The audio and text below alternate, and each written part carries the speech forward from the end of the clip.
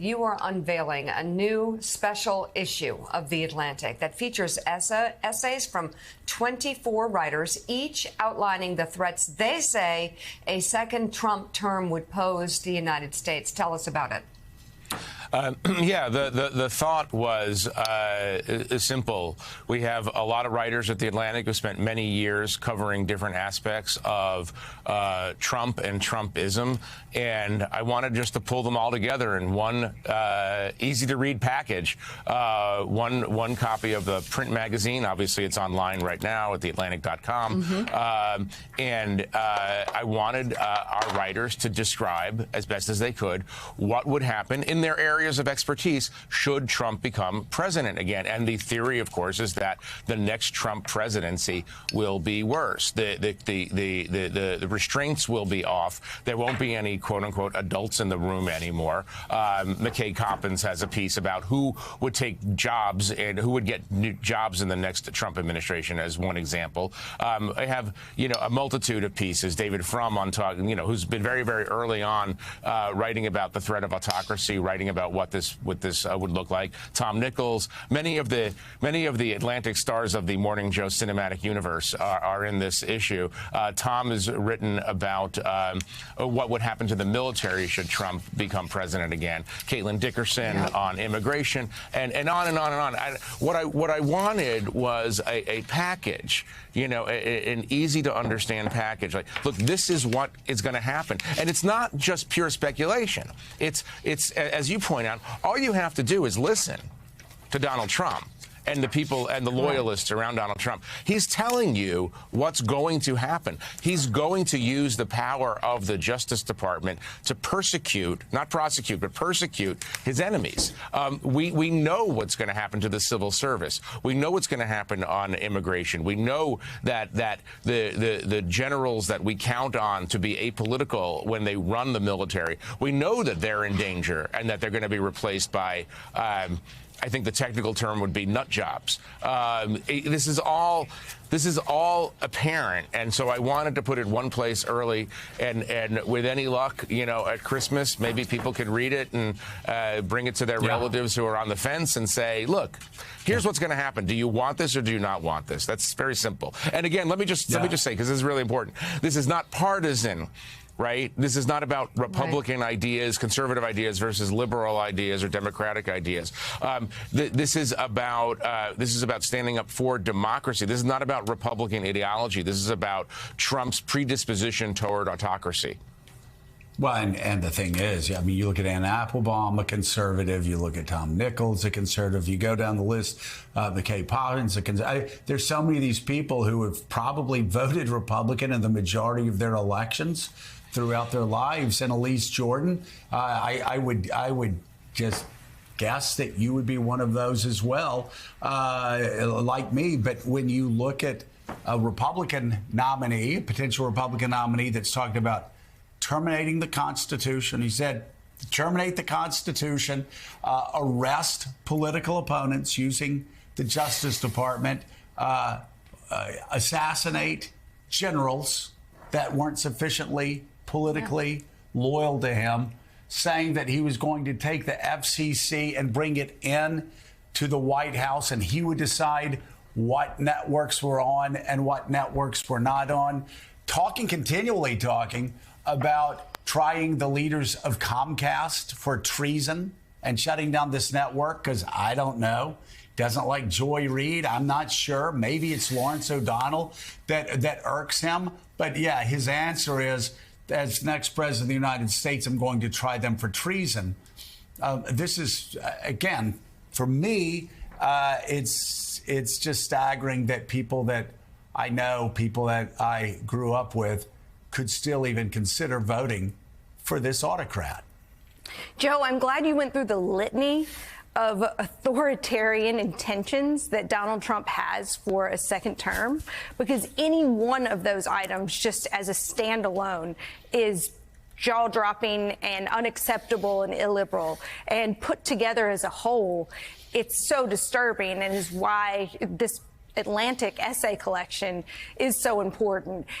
What you see of Trump big picture, though, all of these ideas that he's pushing, it's the reasonable outcome of the move into political extremism and how Donald Trump is trying to radicalize his followers to the extent that he can do pretty much whatever he wants to. And so far, he's been pretty successful in that, there's some polling that suggests that 1 in 5 Americans, that they are radicalized to the state of an extremist by the same indicators that we would have used when we polled post 9/11, extremism and terrorism in the Middle East. And it's incredibly scary that so much of the country is being divided in this way for political expediency and for power.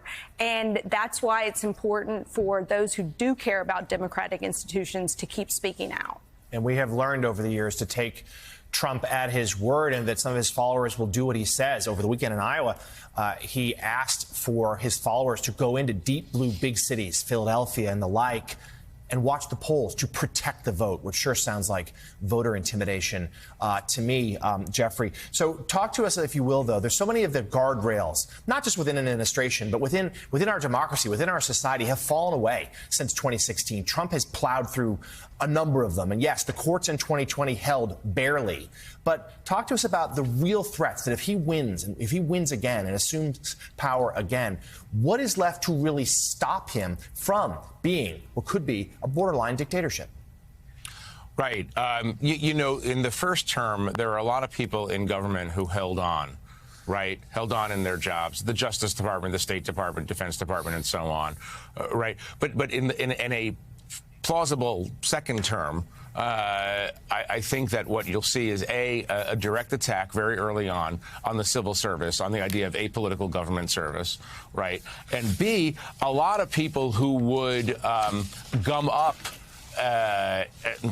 efforts by Trump and Trump's people to subvert democracy will just simply quit in disgust or horror or whatever you want to call it from places like the Justice Department and so on. So once Look, as president of the United States, you are the de facto chief law enforcement officer of the United States, right? You appoint the attorney general. The idea of Donald Trump under 91 felony counts right now, facing 91 felony counts at this moment, returning to a role as chief law enforcement officer is absurd, obviously. But here we are. And so the number one goal, the first goal, before immigration, before everything else, right, the first goal is to make sure that the mechanisms of government can't be used to prosecute Trump or his allies, right? So it's going to be a direct frontal assault on the independence of the Justice Department and by extension, the independence of the entire judicial process.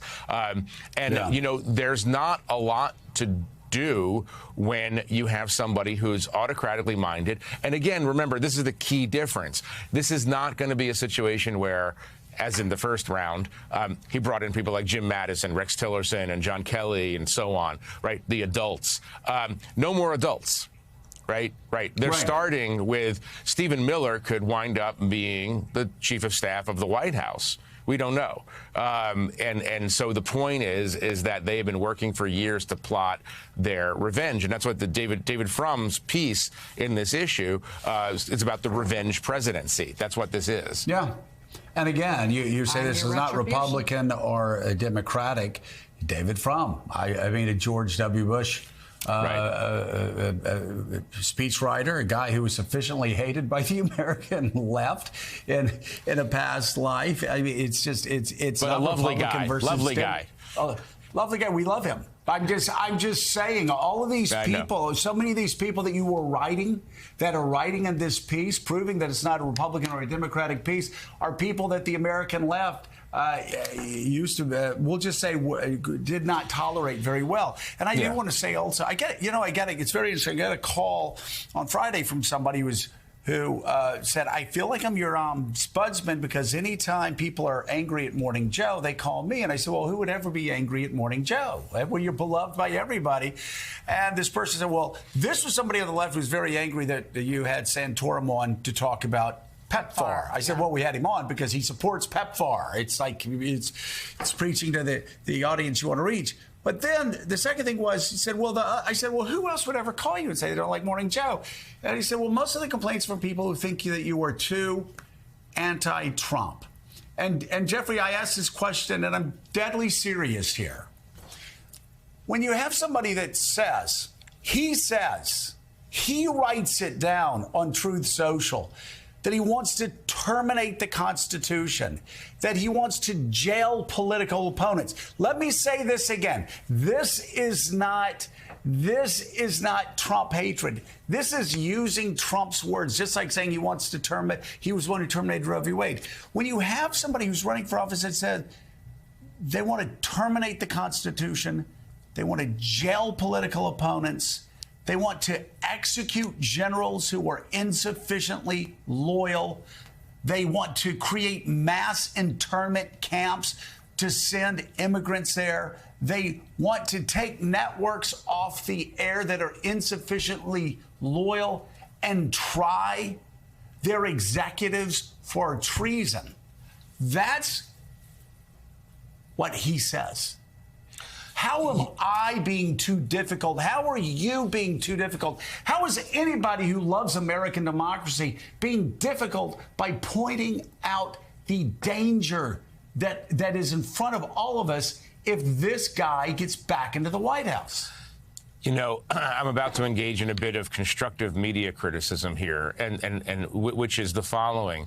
You know, we're so inured to his statements that we tend to ignore them. But I think that every time he says, we'll use the General Mark Milley issue, right? He should be tried for treason. That should be banner headlines the next day. The former president says chairman of the Joint Chiefs should be tried for treason, right? When he talks about dismantling the Constitution, that should be banner headlines. That should lead the news. That should be everywhere.